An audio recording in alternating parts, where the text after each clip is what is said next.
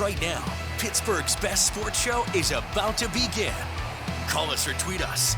We've got things to talk about on the Ireland Contracting Nightly Sports Call, powered by FanDuel Sportsbook. Good evening, everyone. Welcome inside the Fan Cave. This is where we exchange ideas with you at 412-575-2600. That's the number of the Bordas and Bordas hotline.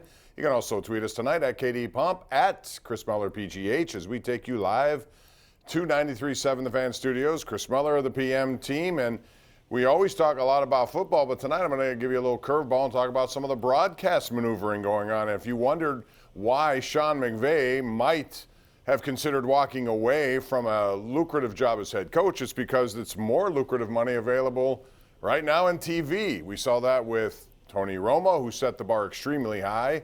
And now, tonight, according to Andrew Marchment of the New York Post, Chris, it looks like Troy Aikman is heading from Fox to ESPN, and then you wonder what the next, domino to fall will be, because there are going to be some changes here. Al Michaels is still out there. Amazon's coming in to play. I mean, it's going to be a wild scene in the broadcast booths. What's the purported amount for Aikman? $17.5 million? Yep. Yeah, I understand why McVay and those guys who could do what Aikman does very easily, if a little hysterically maybe in McVay's case, would want to maybe get away from coaching and make more money. We always hear that these head coaches are maniacal with their work ethic. They work these insane long days for, granted, very good pay. But if you could work about 1/50th as hard and make triple the money if you're a guy like Sean McVay, you'd be stupid if you didn't at least consider it. I mean, he's just won a Super Bowl. So right. The funny thing about this to me, Bob, is, and obviously this is our business, Romo, to me, jumped the shark a little bit when they told him to stop predicting plays. And then it seemed like he was, a guy who was flying by the seat of his pants doing a book report for a book he hadn't read most games, going like, the Chiefs and the Steelers are a study of contrasts, and Webster's defines contrast as, like, he's just, winging it half the time, but getting by on charisma. The one thing I will say is, generally speaking, what astounds me about this is I'm not tuning in to a Fox game, for example, to hear Troy Aikman's analysis. You know what I mean? Like, what's wild to me is these guys are commanding huge numbers.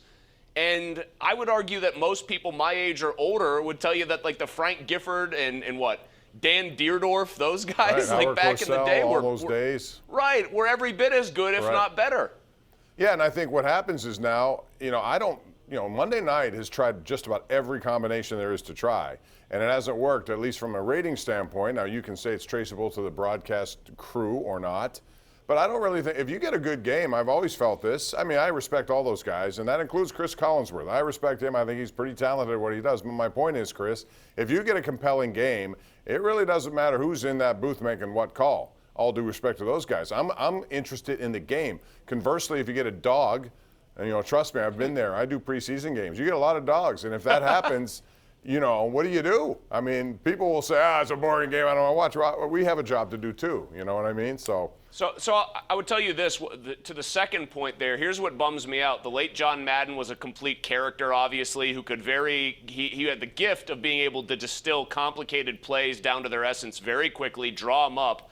But he and Pat Summerall had a great sort of like straight man, funny man routine when a game was a real dog. And Summerall was the all-time great straight man, and Madden would have fun with it.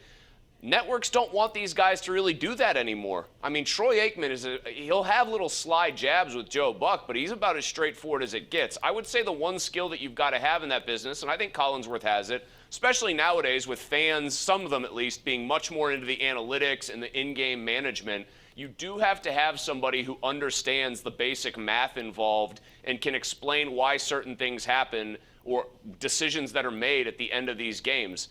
But, man, $17.5 million for Troy Aikman is, you know what that feels like? That feels like Troy Aikman saying, I've been doing this a long time, and I will not stand for Tony Romo making more money than me. And, the funny thing is the play-by-play guys get left behind. Not that I feel sorry for them. They're all making good money. But Joe Buck, for example, who is more valuable, I think, to that network than any color commentator, as I feel the same about Jim Nantz, they do multiple things for multiple sports for a lot more work, and yet they don't get nearly as much. So, well, Bob, you know the deal. Those former athletes, the jocks will always beat us here. Us broadcast professionals, and I'm lumping myself very loosely into that category, we are always going to get the short end of the stick. But I actually agree with you. Nance does so many things. He's the face and the voice of so many sports for CBS.